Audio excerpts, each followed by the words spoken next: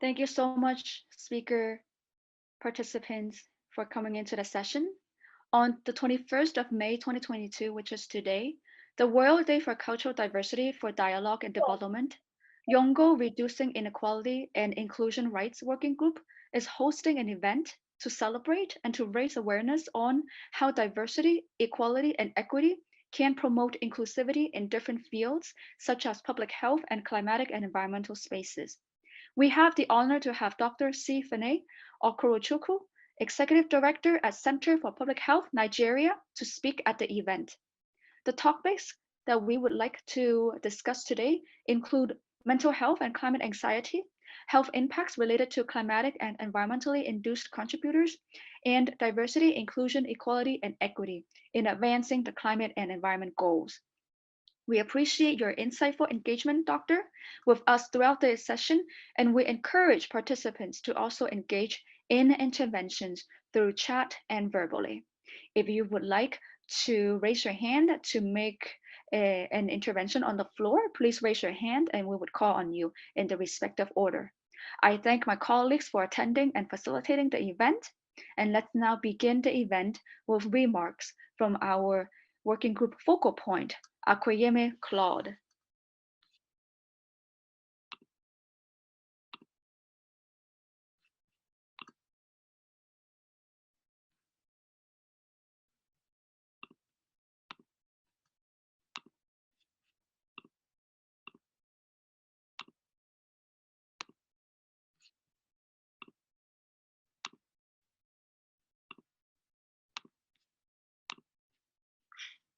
Hello everyone, it's Akuyemi Claude here, one of the contact points for the Reducing Inequality and Inclusion Rights Working Group of YOUNGO.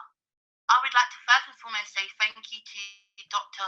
Okorocha Crew, who will be our guest speaker today, for finding time to join us and to be able to speak at this wonderful open forum discussion, which is in regards to mental health and climate action, and in regards to reducing inequality and inclusion rights, because the amount of individuals that are disadvantaged from having mental health support is very appalling, unfortunately, due to figures and facts.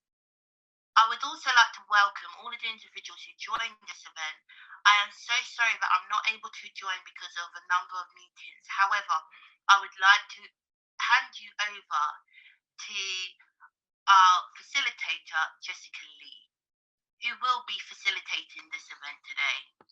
And I hope that you all enjoy and have some wonderful discussions in regards to the importance of mental health and climate action, and of how we can support and put solutions and innovation ideas in regards to what activists need when it comes to mental health and the importance of equality. Thank you and enjoy the session. Thank you so much to our focal point, Claude, for giving us such a remarkable remark at the beginning of the session to open up the event. And now I would like to introduce our speaker, Dr. C. Fene Okorochukwu. He is the founder of Center for Public Health, an organization he started from the University of Nigeria as an undergraduate with 7 of his friends. Then a university-based organization, he nurtured it to a national organization that is operating in 24 states out of 36 states in Nigeria. Under his leadership, Center for Public Health was granted special consultative status to Economic and Social Council, ECOSOC, of the United Nations in 2010, and 2015 was associated with United Nations Department of Public Information, UNDPI. Now it's called the Department of Global Communication, DGC. Let us all welcome Dr. C. Fene. Doctor, we are so glad to have you here. You're welcome, Doctor. Yeah, thank you so much. Sorry, I'll play my video briefly because of I'm having a lot of challenges with the internet. I'm happy to be in your midst for us to interact today on the mental health awareness and the climate change. I will start first for us. Please. Yeah, I will start first for us to appreciate, to understand what we mean by mental health, because mental health has been a part of health or medicine that has been underplayed or not given the status it should be. Most times in society, people with mental health issues are not seen as people with any disease or affiliations. There's this issue of stigmatization, the issue of neglect, the issue of fear that mainly push them into depression. That most of them start thinking about suicidal.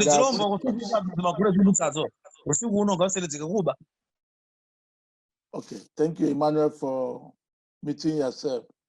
Mental health includes our emotional feelings. What is it of our emotion?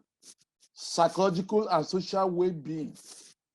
This affects how we think, how we relate with each other, how we do our work or business, and our daily activities. What is our choices? It depends on our mental status. And the reason why this awareness is very important is that it will help us. Most times when we complain about certain individuals, without knowing that the person is passing through a serious mental health challenges, we might be bearing grudges against somebody who is sick without us knowing that the person is sick. And what are the factors involved in these mental health issues? It could be biological factors, such as brain issues, chemistry, or the gene, or maybe there's a mental illness in the family, or the factors, determinant factor the person has been exposed in the environment, like trauma, stress. We are talking about climate change. Climate change are bringing a lot of resultant effects that are affecting the human mental status. It would be nice if we can appreciate the symptoms, early symptoms. What are the symptoms we can see on somebody and we say, oh, the person might be passing through some mental health difficulties? When there's a behavior changes, what we call behavioral changes. You see somebody who is happy watching football, suddenly the person withdraws from that activities. You call the individual, let's go and watch football, say, no, I'm not interested. The person appears like withdrawn, like staying alone, being lonely, enjoying loneliness. This is a sign that something is going on. Somebody who eats very well, certainly there's a drop in appetite. It doesn't ask for food again.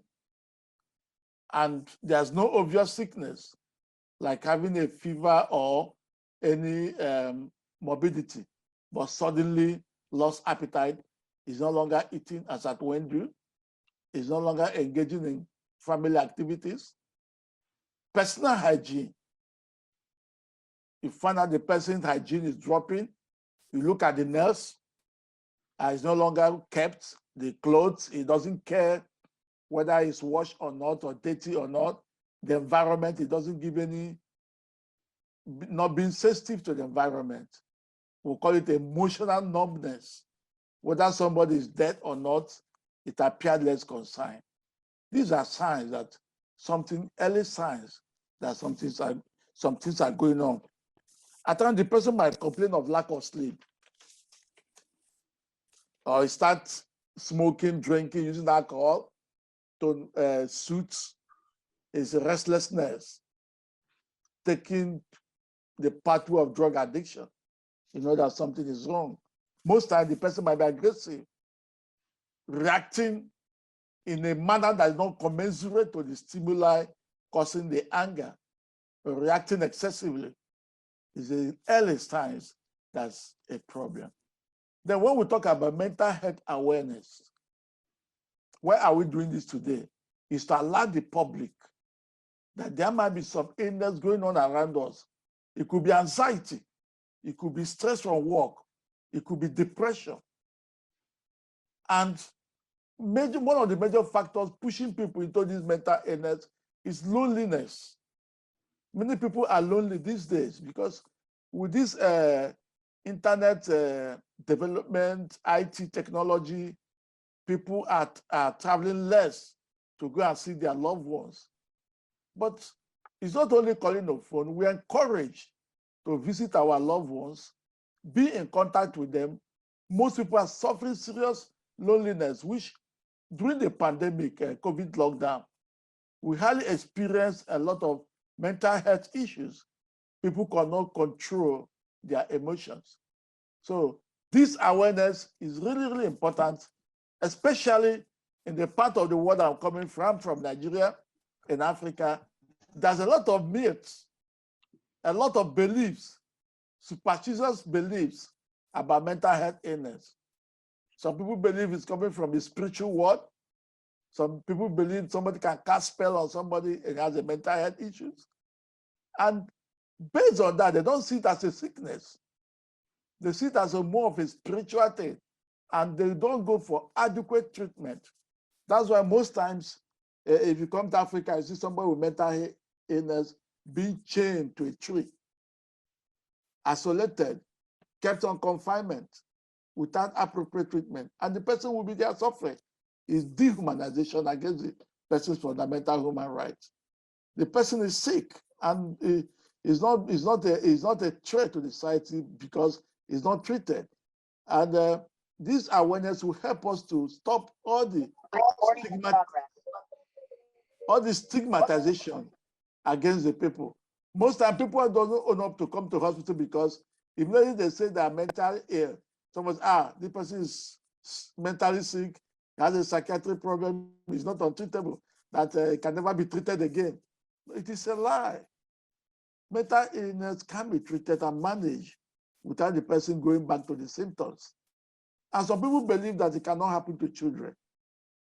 You can see some signs and symptoms of mental illness in children. And when started treating early, you can have a good result. So what we are saying in essence is that this awareness is very, very important to help us advocate for people to stop stigmatization against mental ill patients or people who had it before, and also for them to receive adequate treatment in the society. And most of the insurance plans will not cover or does not cover the mental health issues. This should be brought in the forefront, and we need to advocate for this mental illness to be covered. And we know that the climate change is bringing a lot of pressure on people, especially in the public health and global health issues. Most of the rivers in the villages are drying up because of the climate change. You find out the source of waters are being dried up. Most of the waters are being dried up, water wells for people that use boreholes. You find out the place you usually get water, you can no longer get water. And because of scarcity of water, it brings a lot of stress in the people residing in such areas. We have the issue of the hot temperature. The trees are falling without being replanted. People doesn't know where to take shade again. And the stress and the unconducive environment puts its own stress on the people. It causes a lot of problems. So I think we have to stop here. Let me not take most of the time. We entertain questions. Thank you. Yes, thank you so much, Doctor, and for your very insightful perspective on the healthcare, based on the healthcare industry. And are you able to continue throughout the whole session? Would you be able to stay? Yes, I'm available to take questions. Yes. You're available. Great. Thank you so much. Thank you so much, Doctor. And you have touched upon quite a lot of very important points that we need to consider. And that is one on stigmatization, and also on how there are beliefs, and also how there might be cultural practices that might be misaligned with how, so let's say, for example, when we talk about the theme for today is actually on inclusivity, equity, and on cultural diversity. And so when we engage in a space that is trying to build upon, to strengthen the sense of inclusivity, especially when we are talking about trying to engage with people with different backgrounds, with different cultural practices, Sometimes it may have become a stigmatization, but a lot of times it might just need raising awareness to try to build that sense of understanding. And so when we talk about climate and when we bring it back to the environment space, if somebody does not live in a community that has been heavily impacted by droughts or water shortage or even extreme heat temperature, they might not understand the impact that it has on people and on the public. Likewise, if somebody who has not been living in snowy valleys, in mountainous areas, or even in areas that continuously faced by typhoons, storms, or tornadoes, they would not understand how impactful it is until they might see the news, they might hear about the atrocities, they might hear about the calamities. So this is why information sharing is so important. Accurate and correct information sharing is so accurate. It's so important because it is crucial in maintaining that sense of community building and solidarity. And this is what we call building that sense of community resilience. And so this is going to help strengthen a sense of security in the community. And in terms of mental health, that sense of security will bring strength to the will and to the mind. And I actually would like to point out that many communities are impacted by pollution, contamination, and various climatic variations and hazards, especially climate change. So for example, extreme heat temperature. And according to the World Health Organization, from 1998 to 2017, more than 166,000 people died due to heat waves, including more than 70,000 who died during the 2003 heat wave in Europe. And pollution is actually going to affect it because it's going to affect how the air quality is, and that might increase the health issues of some populations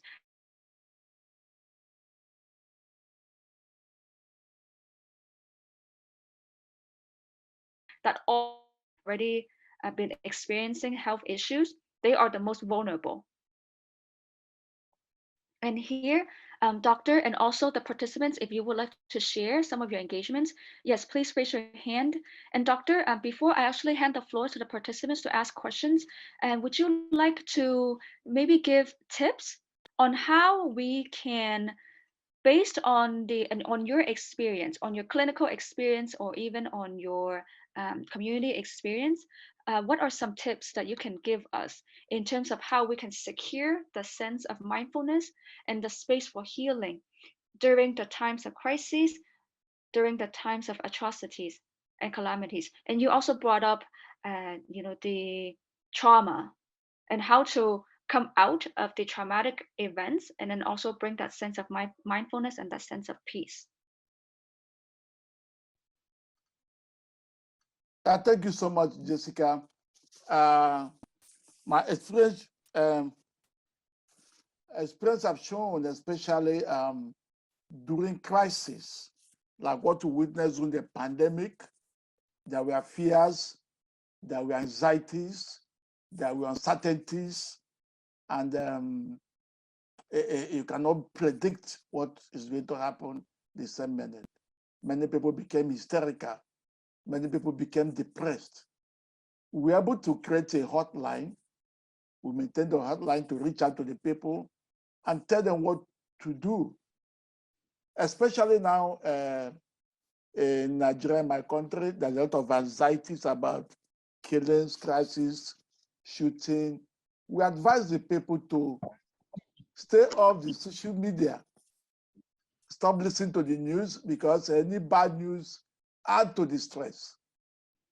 Whenever they listen to bad news or get a bad video about how somebody was killed, about what happened, like during the pandemic, and America will announce today we witnessed 2,000 deaths. Europe will say 10,000, this country 1,200. It clusters the psyche of the person, the individual listening. It depends on how the person is wired up. So we advise them to keep off the news, embark on something that can make them happy is either reading or writing books. And we make sure we are in constant contact with people who have developed signs of this mental illness symptoms. So we told them, stay off from communicate what is happening. I would try to make sure some persons are not lonely. They were not lonely. And moreover, most of the work we do might be so tasking that we have a lot to do, but there's no time. It affects our psyche, it affects our mental status. So what we advise the people is that this task you want to do, break it down in little bits. Take it one at a time so that the stress will not be much. Or if you have the time, you can go or break. Nothing will change. Just organize yourself very well and do little tasks at a time. Don't do so much that you cannot handle that start affecting the mental state of the person. Because when the person is stressed up, even as a doctor, sometimes when our doctors come to work or nurses come, you know what you call transferred aggression. It might be a stress from home or somebody somewhere else. You talk to somebody and he reacts violently in a way you never expected. Just as a human being that can understand, smile and go off the environment because that person is not the natural state he or she should be. So in time of crisis, we tend to reassure people and also remove the stimulus that's causing the anxiety, the stress, or the emotional disturbance. Thank you. Thank you, Doctor. And I see Justice Zavata, you raised your hand. Yeah. All right. Thank you so much, thank you so much, Doctor, for raising such important issues. Mine is more like a contribution. In this crisis where we are, I think what we need now to do is to strengthen institutions. How?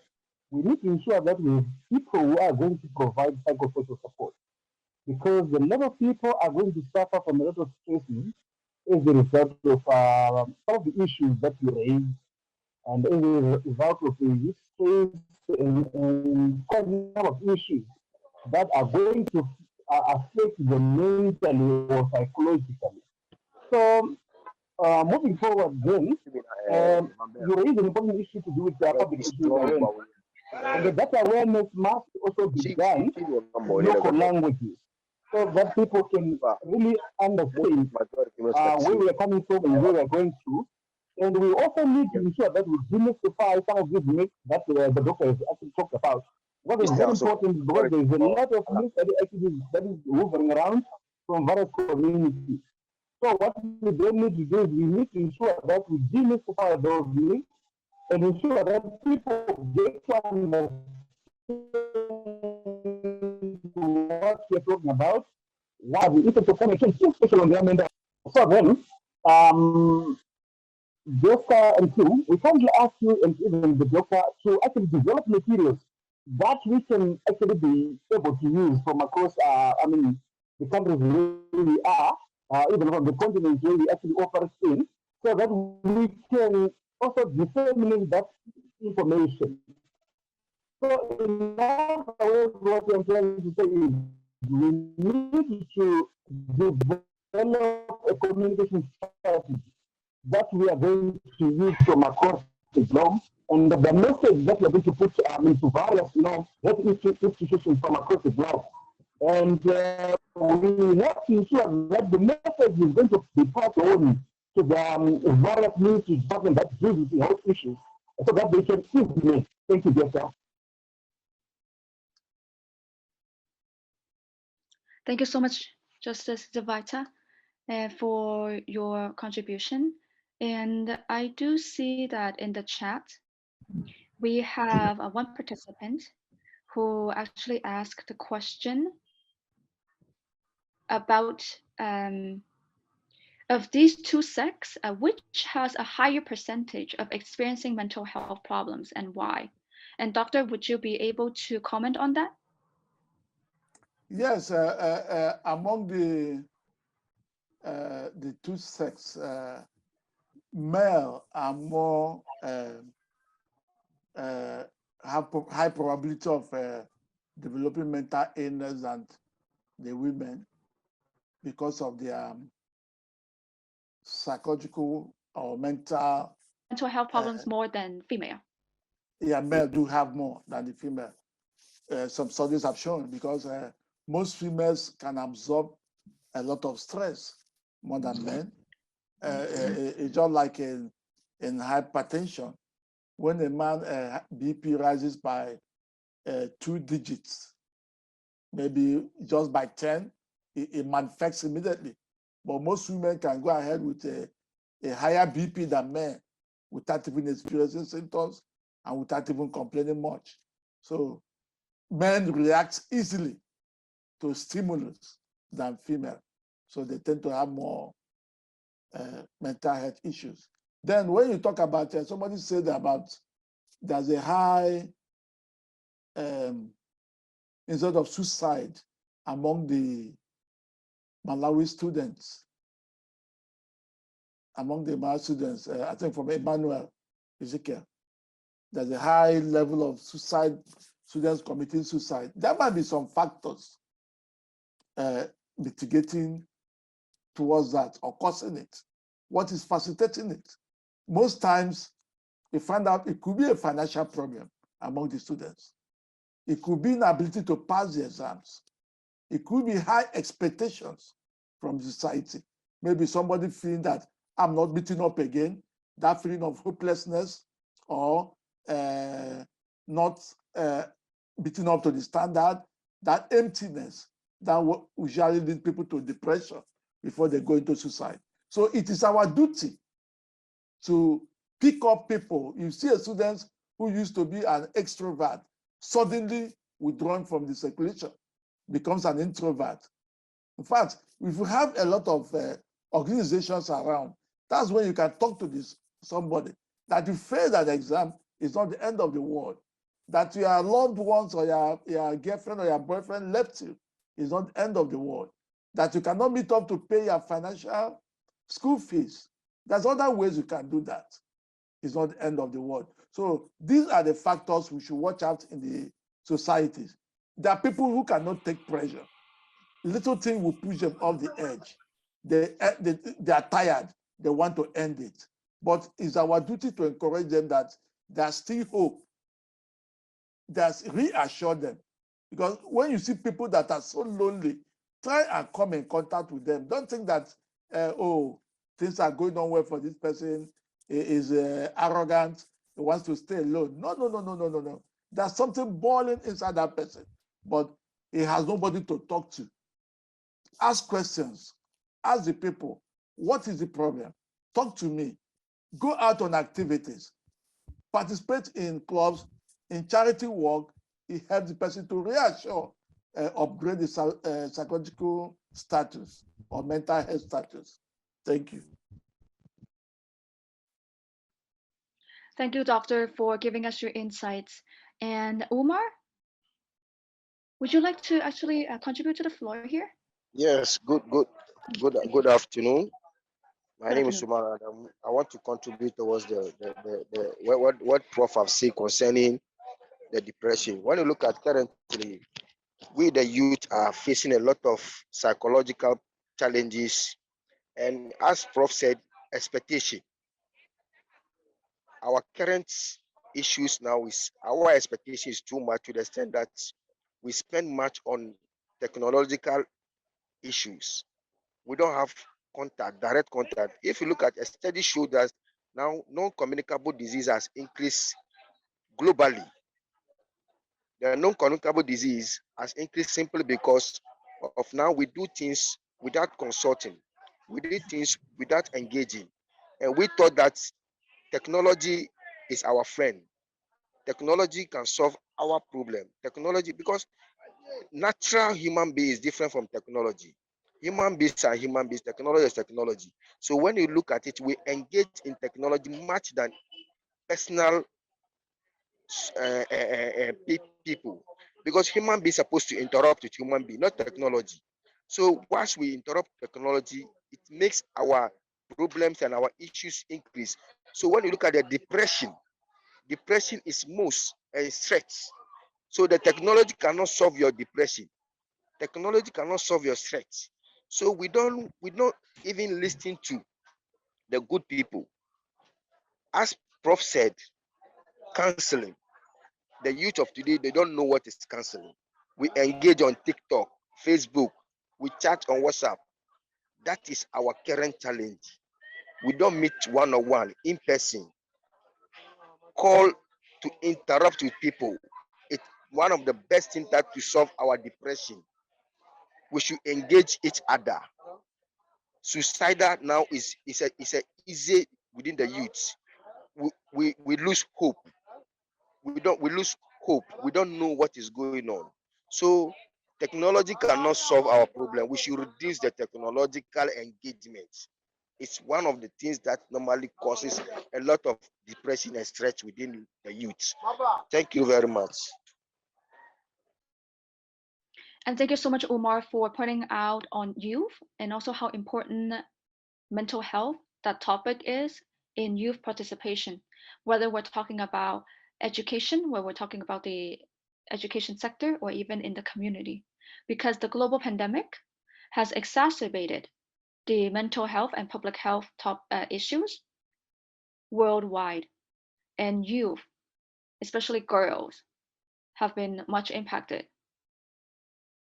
And Samuel, I saw that you raised your hand earlier. Would you still like to contribute to this remark or to any of the points that you would like to bring up?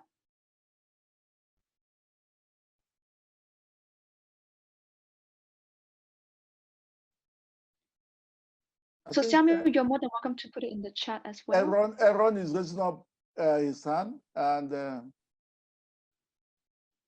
okay, and Aaron, yes, and Aaron, you raised your hand too. Yes, thank you.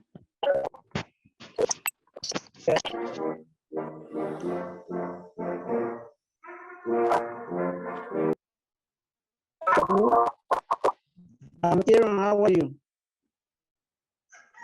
I'm doing well. Thank you so much for coming to the session. Yeah, thank you. I'm Aaron from Liberia. So the issue of statistics, and somebody asked a question. So the issue of the occurrence of mental problems between the sexes, either male or female. There are other ways that statistics have been given. For all they have more males affected as females. When it comes to depression and anxiety, more women are affected as compared to the male counterparts. But then when it comes to the issue of suicide, males often commit suicide as compared to the females. I just want to also throw light on the issue of the statistics that is also given generally regarding mental problems globally. Thank you.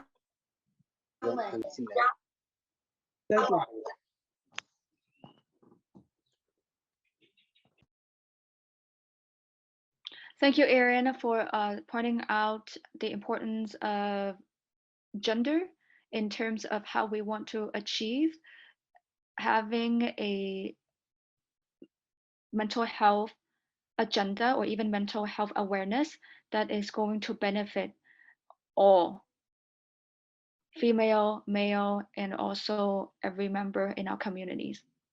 And Emmanuel, I see that you also raised your hand. Yeah, I just wanted to give a few comments, more especially as the status in my country, Malawi, because according to what I've been observing, most of this time, most of those committing suicide in Malawi are college students, and some of them are maybe those are family members. But the reason behind this, more especially in my country, is that I feel like most of them, they indulge in some drugs, such as marijuana, cocaine, mandrax, and Indian hemp. So I think these are some of the contributing factors that are maybe contributing to these deaths through suicide, because sometimes when they take such drugs, their judgment is not as normal as it is used to be. So sometimes they can just make a certain decision which is not good for their lives. Why? Because they have taken a certain drug, and then this has maybe affected their brain, and then the decisions that they are taking, it's not good for their own lives. So so far, according to what I've been observing in Malawi, this is one of the major contributing factors that is leading to suicide. Because I understand most of those committing suicide are those college girls, college boys, and also men in Malawi are committing suicide. Why? Because due to family problems. Most of those are committing suicide, more especially if they are the adults, they are connected to family problems. Whenever there are some problems, there are some disputes in their family, so they opt to commit suicide. In Malawi, as I'm speaking today, almost every day, we have news of suicide, almost 2 or 3 or 4 people every day. As I'm speaking, someone has just committed suicide some hours ago. Why? Because his wife denied. So as a result, he opted to just to commit suicide. So this is the situation in my country. It's now running out of hand. Why? Because I feel like it's because of these drugs. They are taking some what we call substance abuse. So we are trying our best to come up with awareness so that maybe some of the young people should stay away from these drugs. But you know, being a country then is large. We cannot cover the whole country at once, but we are trying our best to come up with the awareness. Thank you very much for giving me time to speak. Thank you.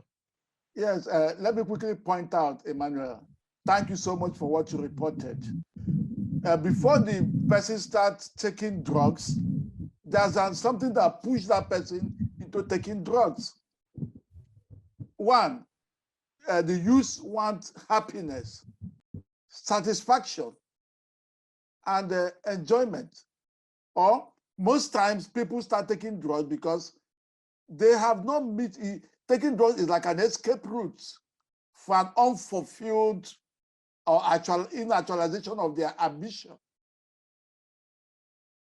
Well, that's what I'm saying, is that our duty is that when we create our organizations, we train people to pick out possible suicide candidates. They are easily picked out when you are in a community.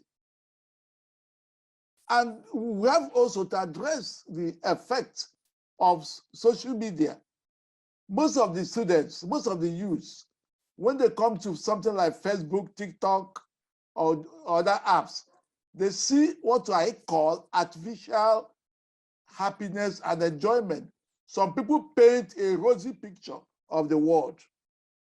And when these students or the youths feel that, oh, of all my hard work, of all my trying and hustling, I've never been able to meet up with this type of enjoyment or this type of achievement, which most time is fake. It's time we reorientate our youth that making money or attaining certain height takes a certain route.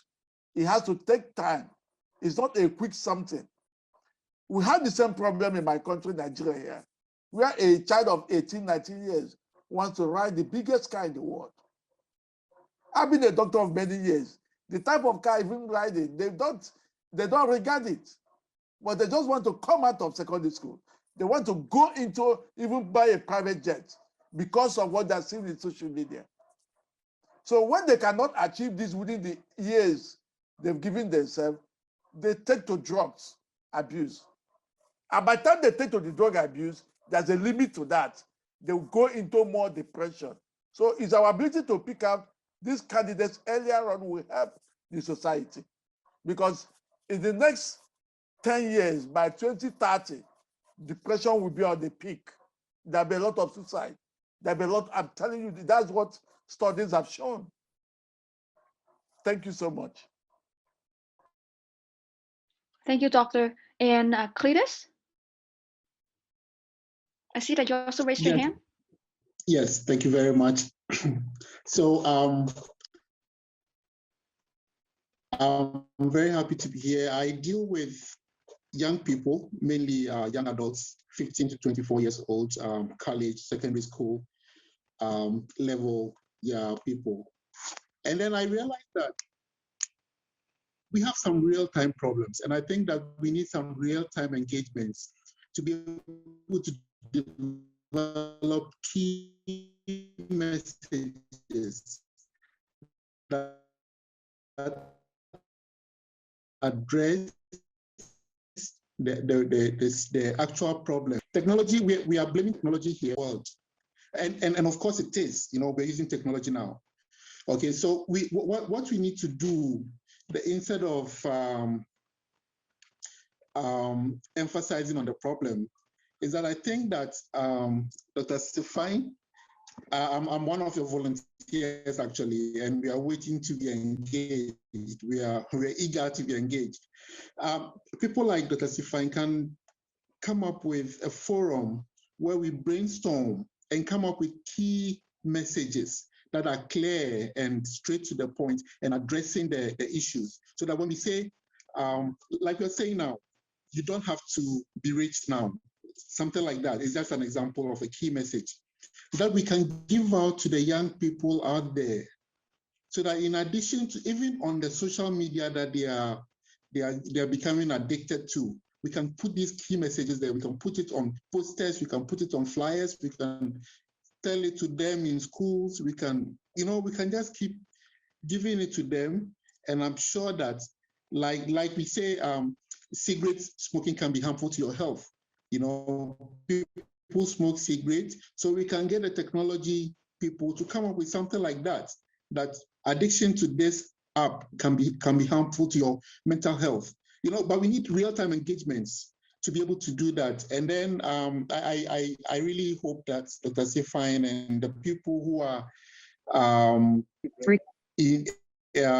who have the wherewithal to organize such things, we'll organize them, and then we can come up with these things. And I believe that will begin to solve some of these problems. Thank you. Yeah, let me reply to Asare. Thank you so much. Yes, and we are really trying to develop some content that will go into this. I didn't say that you should not be rich, but what I say that being rich or getting money is a process. It's not automatic. So when you see an 18-year-old child who wants to be rich within 1 year, it's a wrong calculation. It's not possible. So we have to take them that is a process. You start with A, B, C. Gradually you climb, but you must have a plan. And I'm sorry to say this. Some of our religious leaders recently are causing this problem. They give them some predictions, some prophecy that next year you become a millionaire. If next year the child is not a millionaire, it goes into depression. Let us talk something that realistic. Let's teach the children hard work is a part of the message we are going to include, like Cletus suggested. We included that people should, it's a process. You work harder, you earn money. Thank you so much. Hello, Jessica. Jessica. Hello. Hello. Yeah. Hi. I Is there think, another? I think here we are actually addressing the symptom. I think what we then need to do is to go deeper and actually try to address the cause or effect. What are the causes of all these things that we are talking about? Because what we are actually discussing at this present moment, I think it's to do with symptoms. But there is something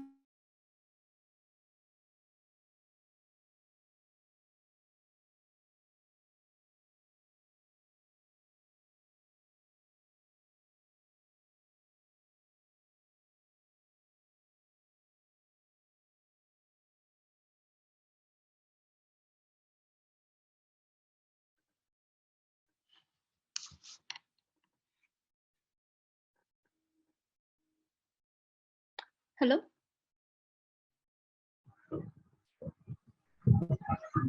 Yes, I think we've lost him. Okay, just want to see. Justice Zavita, so we're going to stay on for a couple more minutes to just give some closing remarks, but you're more than welcome to stay and also put your comment in the chat too. And I just want to say thank you so much, Doctor, and all the participants for your valuable insights. And Hassan, do you have some remarks to make as well? Not really, but I think I must say kudos to all those who were able to join. And mental health is very key. So, Mr. Justice, I think you can come in. Mental health is very key for all of us. I think some of us are working in women empowerment and women advancement of women's rights. And I think we can't do this without tackling the mental health activities of our young girls and our women, as well as the community. So I think that we should all take this in good faith, and then we make very good impact. So I think that is what I can say. Thank you so very much.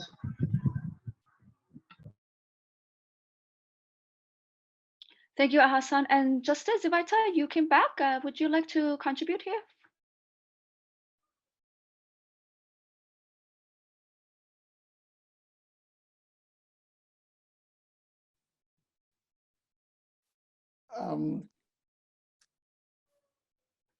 In a nutshell, oh, please, Doctor.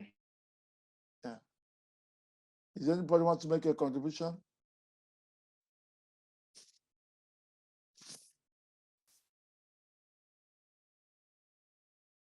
I really appreciate all the points raised today, because it showed our people are really concerned about what is happening in society. And the area of somebody made mention of technology and human being. Yes, the app cannot solve all the problems. We really need to come in contact with our fellow human beings and reassure them of our love, support, and allegiance. Even a simple hug can restore somebody back to life. Let's not take all this for granted. Give compliments. Where we want to criticize, let us praise people for the little they can give. And let us mind our language. Our language can send somebody into depression. We should not always condemn. Even if we don't agree with that person, we should put it in a very humble, polite way. Let me give the floor to Smith. He wants to talk. Oh, please, Daryl. If you would like to make a contribution on the floor.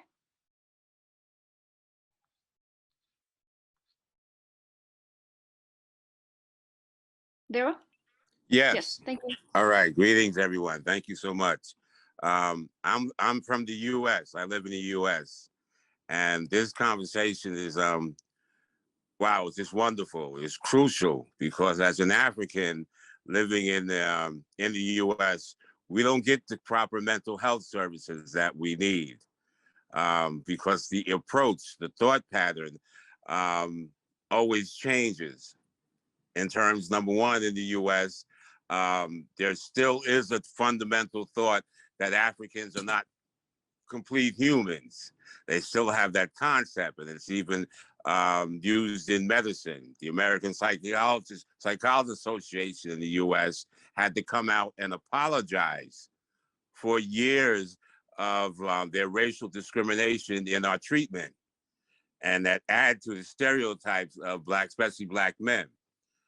So when you go to seek help for mental health, and this is crucial, especially with young people, and you talk with a therapist, they're not able to really express their true feelings of what it's like being Black and living in America, because you have a European across from you that, because this has happened to me, and this is why I've known that immediately become defensive in defending America and its culture, when I'm telling you, this is one of the problems, the cultural problems in this country that contributes to my depression, to my anxiety, to my PTSD.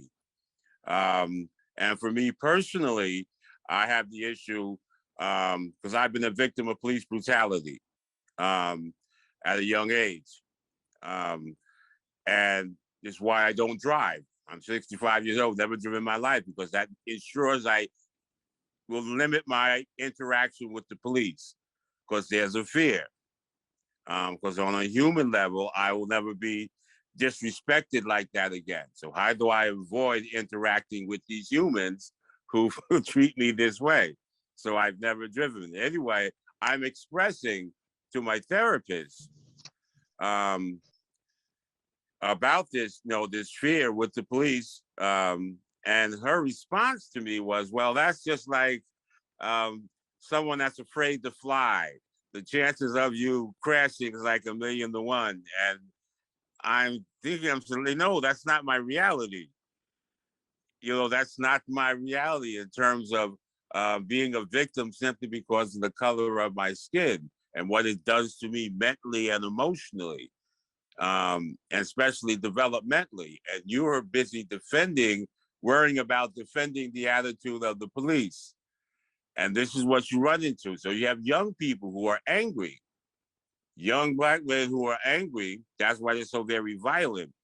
And part of that is because of the racism that they experience living here in America. And they go to therapists who have no understanding. All right, they don't have the skill set or the understanding to sit back and listen and absorb and be honest with what they're telling you, as opposed to trying to get them to figure out a way just to fit in. It's one thing helping a young person say, okay, this is what you have to do in order to be successful. It's another thing not to express to them that, yes, what you are going through is wrong. These things, you have every right to feel this anger and this expression. And this is what the young people and the African people in this country don't get in terms of mental health, in terms of being understanding that there is a difference. And this is why I'm really trying to reach out to mental health experts across the continent, so I can get feedback in what I'm seeing, and also how to deal with this, and open up maybe a doorway where we're sitting here Zooming. Why can't the Africans in the diaspora be able to Zoom with therapists from the continent that have a better understanding of what they're going through, and have the level of compassion and humanity? Because here in America, that's kind of lost, Western culture. Like when the brother was talking about technology and it depended on it. That's what this is about here in the West. That's not their humanity and their understanding of human behavior and the emotions and how you are affected by it, and how racism not a political football. No, it's something that's very real that affects human beings emotionally and mentally. And a lot of the problems here is in the U.S. We've had a lot of our so-called politicians, doctors, successful Blacks who have pushed the idea of my generation, actually, that we're a resilient people. Like we went through slavery, we went through discrimination, but we're a resilient people. I'm not a resilient person. I'm a human like everybody else on this earth. And when I'm abused and I'm oppressed, like every other human, it's going to affect me emotionally and mentally. You know what I'm saying? And this country, so when you try to raise the mental health issue and connect it to racism and discrimination, you're in an atmosphere where they really don't want to hear it, because they don't want to own up to it. And so this is why having Africans, people that look like them, being able to talk to them and then let them know on a human level that what you're feeling is all right. Don't worry about what you think others would say, or that they may think you're a malcontent or whatever, or that you could stuff your feelings, ignore what you're feeling just to get along and get ahead and to fit in to what the system is presenting. So this is why I really welcome and I thank you that. And I hope you all will maybe, you know, think about what I've just said and whatnot and reach out to me and see if we can take this further and bring it to the U.S. and the rest of the diaspora. I don't know if any other participants are from the U.S., but if I'm the only one, that's what I'm reaching out for. All right, thank you so much. You know, Daryl, you're not the only one from the US. I'm from the US too. I'm actually from California. Okay. So I'm from the West Coast. So welcome. Yes. And I just want to say thank you so much for sharing your experience. And as an Asian American, I understand well about the diversity that we have, but I also do understand how sometimes it might be challenging to actually achieve that sense of inclusivity and to achieve that sense of diversity. Because when you have diversity, diversity can be meritorious, meaning that it can bring benefits, it can bring talents to the communities. But if we're not able to build that mutual understanding, then we're not able to adequately and also ably bring up all the beneficial points that we are going to bring up. So in the community that I live in, we are investing in bringing up the underdeveloped communities, such as the African American communities and the Black communities. And we are investing in arts programs, we're investing in educational programs, and we're investing in recreational programs. And so the historically underserved communities, they are priority on our list, the community list of trying to help them build upon their success, well, to help them build their success. And the only way that we can do it is one, give them the resources, and secondly, pay attention to them and see how we're able to help them. By help, we mean not by actually just giving them resources and then that's it, but also trying to bring ourselves out, bring our authenticity out, and bring the community. And when we talk about community building, it's so important because I cannot build a community alone. You cannot build a community alone. And that's why when we talk about isolation, people, when they feel more isolated, they will feel more depressed. They will feel more mentally ill. But when they have companionship, when they're able to be in that space of healing, like how we're doing now, we don't know each other that well. This might be the very first time that we've seen each other, that we've heard each other. But the reason why we're able to share our experiences, some are very personal experiences, is because we believe that by sharing it, we'll be able to bring that strength, to bring that resilience. When we talk about resilience, we're not just talking about it, but we are showing it through our experiences, like how you have shown us resilience through your experiences and through how you are able to cope and how you're able to call for more support and how we're here to support you. So this is a sign of resilience. And I just want to acknowledge that. And thank you so much for being here. And thank you. And I'm so glad to see you, Daryl, in this space here. All righty, quite well. Thank you. Matter of fact, I'm in Thank New you. York. That's where I live. But I lived a long time in San Diego, so I know the Oh, West Coast. nice. Yeah. So, Nice.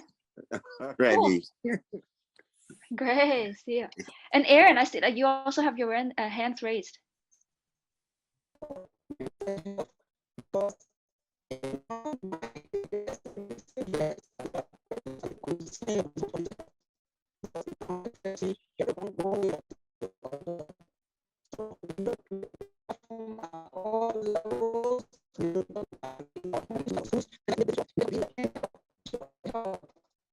It might be so special because it's something that affects almost everyone. So we need to contextual definition and look at functionality at all levels. But once all these things are lacking up, then there's a problem. And I think all of us should be involved into it and keep sticking it out. And until then, what have the change that we see in the world of mental health promotion? Thank you. And thank you, Aaron, for making your contribution. Yes, I see that we are experiencing a little bit of the technical difficulties, and so the network is coming on and off, on and off. If you would like to summarize your points in the chat, we can actually acknowledge it.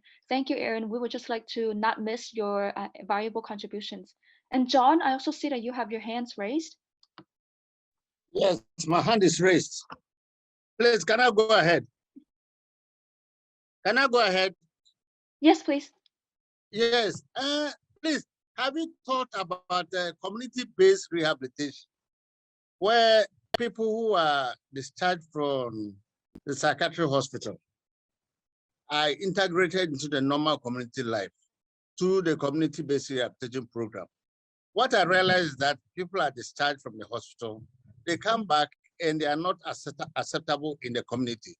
So why don't we look at a comprehensive program so that we can engage the community, the various multi-sectoral departments, we can engage the family, we can engage whoever matters as far as the rehabilitation of the person is concerned. Because it's not just about the medical aspect of the rehabilitation, but the social aspect is also very, very important. I remember many years ago, I used to run a community-based rehabilitation program for persons with disabilities. And mental health was one of the issues that we focused on. And it was very, very helpful. But of late, the issue of community-based rehabilitation is not emphasized. So I have a little worry, and I think that is something that we need to look at and to be able to bring on board or to include persons who have recovered from mental health problems. Thank you. Thank you so much, John. And if I can just see here, Doctor, would you like to give a few more remarks? Yeah, then we'll keep on trying, people, even among the Blacks, there's still discrimination. There's still the people with color. There's still this type of discriminatory attitude. But we still keep on advocating against racism, against ethnic profiling, against all manner of social discrimination. It will help to, if we advocate more on this and bring it on the limelight, we're able to bring it down. Then with regards to community rehabilitation, it's very, very fine if the majority of the community have been mobilized towards that.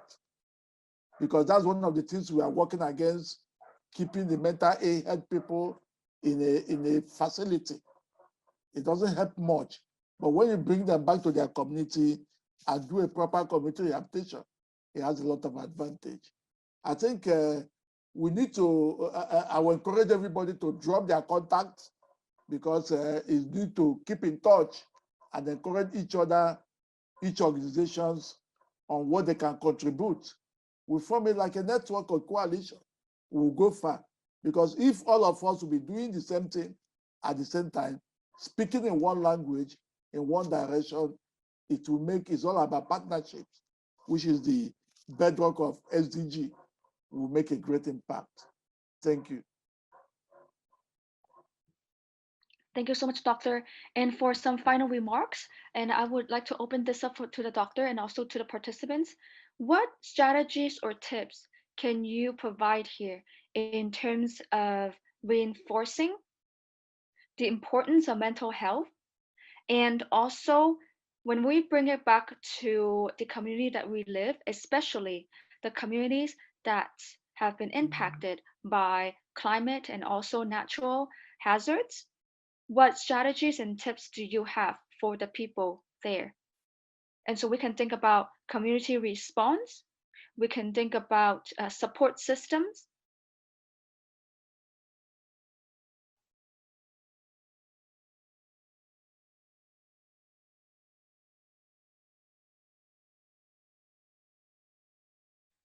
Close of the event. So we have talked about throughout the whole session, we have talked about mental health issues. We have talked about the importance of mental health and also the importance of keeping that in mind and working towards building that resilience and also building that mindset and building that awareness. So we have also talked about suicide. I want to share an experience here. One of my friends, she committed suicide. And so that has been an experience that I lived through. And so whenever I bring this up, I want to be aware that we have to be very mindful of the people, of our friends, loved ones around us. And so when we talk about bringing awareness to mental health, it's not about bringing up the stigmatization, but it's bringing up that realization that we need to break through, that, to have that realization and to recognize that this is an issue, this is a topic that we need to address positively. When somebody comes and tells an experience and they say we need help because this is what happened to us, then we will help them.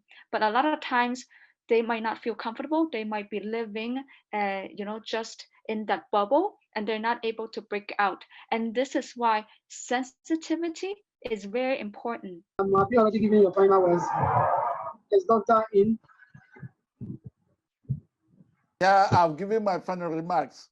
Okay, so on that note, I think we have the YOUNGO health working groups and the YOUNGO inclusion and then reduce inequality working group. So if you want to be part of the program, you can reach out to Jessica or you can reach out to me through WhatsApp.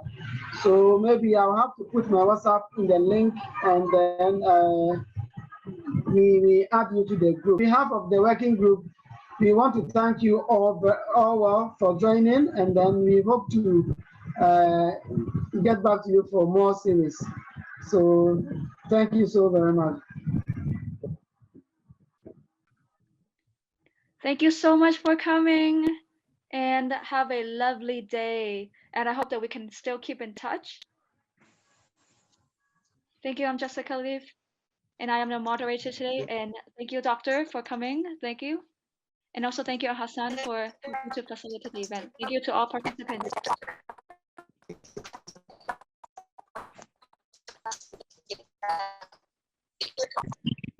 Thank you.